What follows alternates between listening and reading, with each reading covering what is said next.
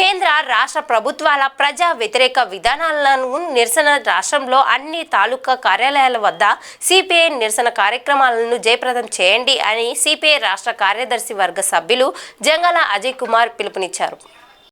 కేంద్ర రాష్ట్ర ప్రభుత్వాల ప్రజా వ్యతిరేక విధానాలకు నిరసనగా ఈ నెల 9, 10 తేదీల్లో రాష్ట్ర వ్యాప్తంగా ఎంఆర్ఓ కార్యాలయాల వద్ద నిరసన ఆందోళన కార్యక్రమాలని సిపిఐ రాష్ట్ర వ్యాప్తంగా దేశవ్యాప్తంగా నిర్వహించబోతా ఉన్నాం. ముఖ్యంగా నరేంద్ర మోడీ అనుసరిస్తున్నటువంటి పెట్టుబడిదారీ అనుకూల విధానాలు ఈ దేశ ఆర్థిక పారిశ్రామిక రంగాల్ని అంబానీలకి అదానీలకి దోచిపెట్టే వైఖరికి నిరసనగా రోజు రోజుకి పెరుగుతున్నటువంటి నిత్య జీవిత అవసర వస్తువులను ధరలను నియంత్రించాలని డిమాండ్తో పాటు మన రాష్ట్రంలో ఎన్నికల ముందు ఎన్డీఏ కూటమి తాము అధికారంలోకి వస్తే విద్యుత్ ఛార్జీలను పెంచమని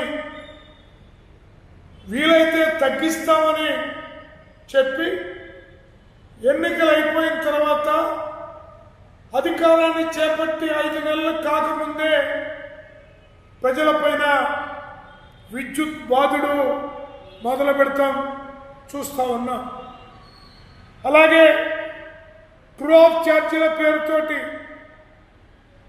17,000 కోట్లు ప్రజలపైన భారాన్ని మోపడం అనేది స్పష్టంగా కనపడతా ఉంది. అలాగే స్మార్ట్ మీటర్లు బిగించడం అనేది కొనసాగిస్తూ ఉన్నారు. సిపిఐగా ఒకటే తెలియజేస్తా ఉన్నాం, చంద్రబాబు నాయుడు ప్రభుత్వం ఎన్డీఏ ప్రభుత్వం పెంచిన విద్యుత్ ఛార్జీలు ఉపసంహరించుకోవాలి. అలాగే స్మార్ట్ మీటర్లు బిగించేటటువంటి పద్ధతి మానుకోవాలి.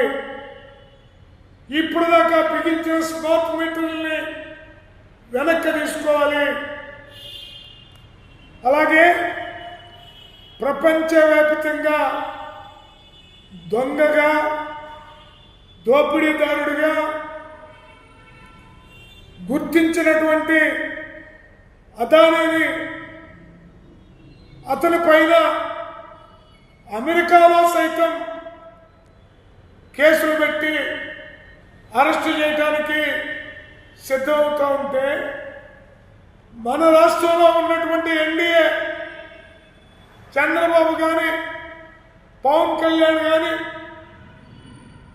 ఏ ఒక్కళ్ళు కూడా నోరు తెరిచి మాట్లాడేటటువంటి పరిస్థితి లేకపోగా అక్కడ నరేంద్ర మోడీ, ఇక్కడ ఎన్డీఏ కూటమి అదానికి అండగా నిలబడటం అనేది శోచనీయం, దారుణం.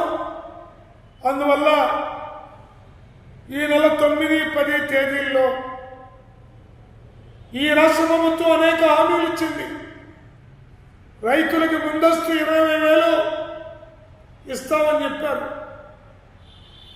ప్రతి ఆడపడుచుకి 15,000 ప్రతి నెల ఇస్తామని చెప్పారు.